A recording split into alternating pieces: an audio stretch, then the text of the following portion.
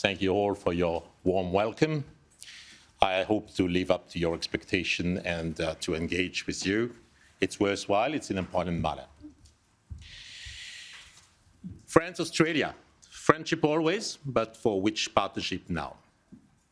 Spontaneously, the first visit I decided to make after being officially appointed as ambassador to Australia was to the Australian Memorial at Villers-Bretonneux and the nearby villages. So many places where Australians and French soldiers are resting. There I humbly paid my deepest respect to those who, at our sides, had fallen for freedom. Discussing with the mayors and the volunteers, which here lovingly attend the small cemeteries, organize community ceremonies, I could feel the strong bond that unites our two countries, our two people.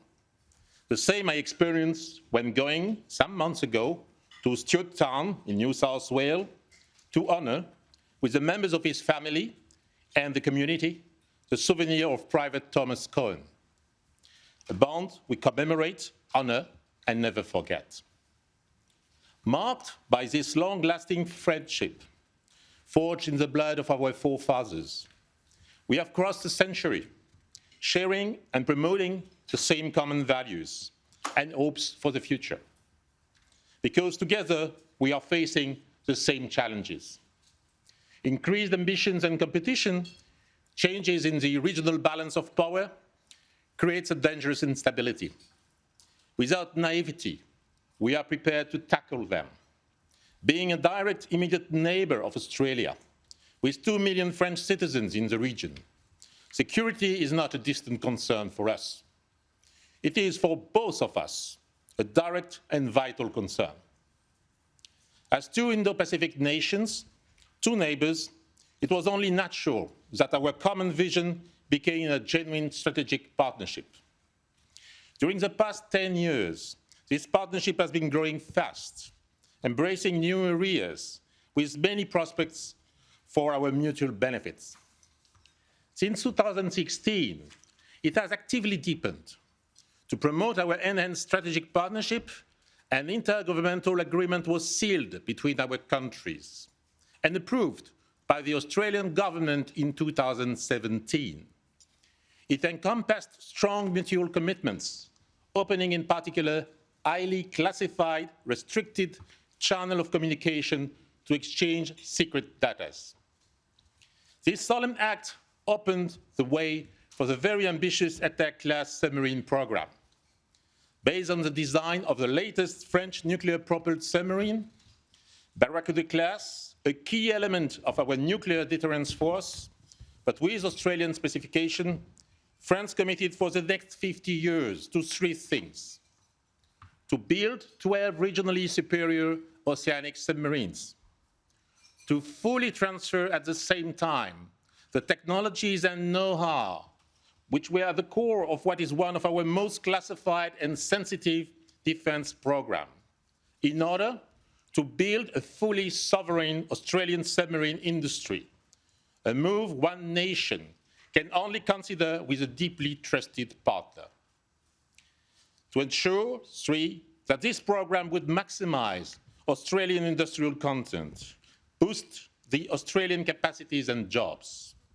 On our proposal, a legally binding target of 60% was set, a totally unprecedented example in Australia's defense procurement industry.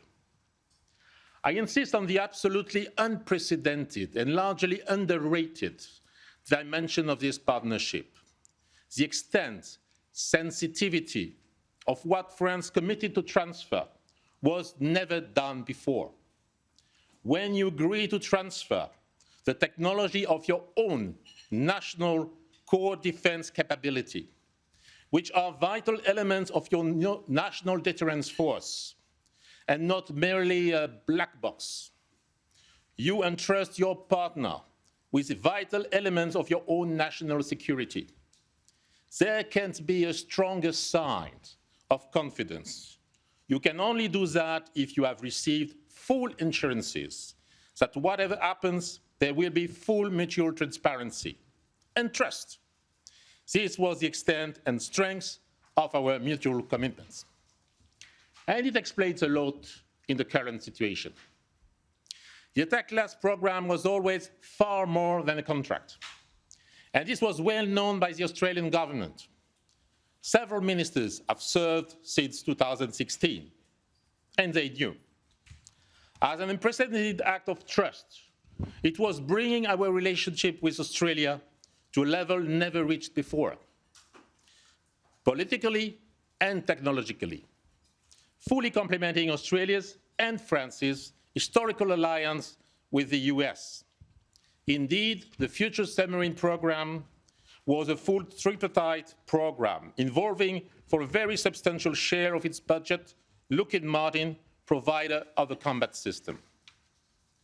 With the full transfer of such highly sensitive capabilities, Australia was gaining direct sovereign control of one of its vital tools of defense.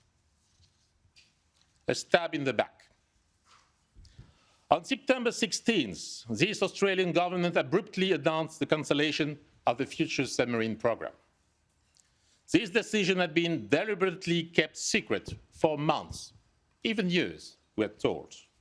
Even as the French president, the French ministers of foreign affairs and defense, countless high-level working groups, as provided by the intergovernmental agreement, myself on the ground, were engaging regularly in good faith with our interlocutors. One can always try to tell afterwards that we should have understood by ourselves, that some ambiguous Australian government attitudes should have made us realize. In fact, we should have been able to read in coffee grounds. This is fiction.